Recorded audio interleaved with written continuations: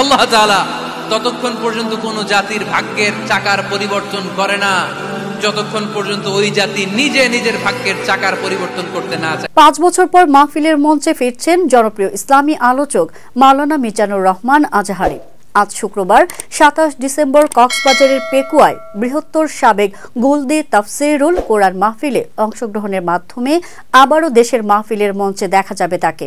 এর আগে 2020 সালের শুরুতে মাহফিল বন্ধ রেখে মালয়েশিয়ায় পাড়ি জমান মাওলানা মিজানুর রহমান আজহারী 2020 সালের 29 জানুয়ারি নিজের ফেসবুক আইডিতে লেখেন, পারিপার্শ্বিক কারণে এবং গবেষণার জন্য তিনি আগামী মার্চ পর্যন্ত সব ওয়াজ মাহফিল বন্ধ রেখে মালয়েশিয়া যাচ্ছেন। তিনি লিখেছেন, পারিপার্শ্বিক কিছু কারণে এখানে এবছরের তাফসির প্রোগ্রামের ইতি টানতে হচ্ছে, তাই মার্চ পর্যন্ত আমার বাকি প্রোগ্রামগুলো স্থগিত করা হলো।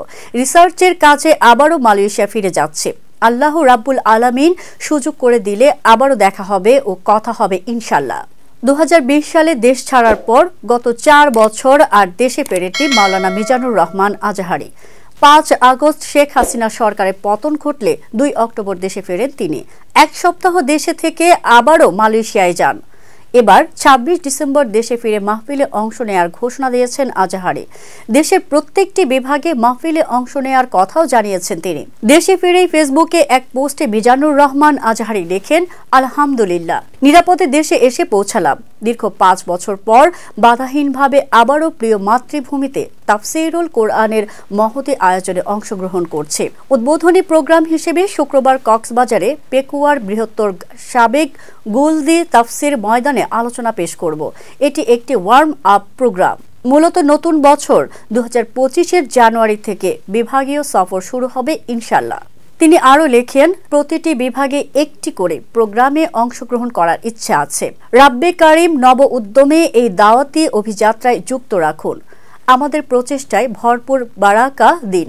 প্রজন্ম ক্ষুধা নিবারণে বুদ্ধিবৃত্তিক উপায়ে ইসলামের শাশ্বতবাণী উপস্থাপনের তৌফিক দিন। মিজানুর রহমান আজহারী দেশ ছাড়ার আগে 2020 সালের জানুয়ারিতে জয়পুরহাটে তার এক মাহফিলে কিছু হিন্দু ইসলাম গ্রহণ করে। এই ঘটনা নিয়ে ব্যাপক আলোচনা সৃষ্টি হয়। এরপরে লক্ষ্মীপুরে আরেক মাহফিলে 12 জন ভারতীয় নাগরিক তার হাতে ইসলাম গ্রহণ করেন। এই ঘটনাও ব্যাপক আলোচনার সৃষ্টি করে। আলোচিত এই হিন্দু পরিবারটি এসেছিল ভারত থেকে। তখন বাংলাদেশের পুলিশ 12 জনকে আটক করে এবং তাদের ভারতে ফেরত পাঠানো হয়। এরপর তৎকালীন সরকারের ধর্ম প্রতিমন্ত্রী আজহারীকে জামাত সংশ্লিষ্ট বলে অভিযোগ তোলার পর তা নিয়েও ব্যাপক আলোচনা হয়েছিল।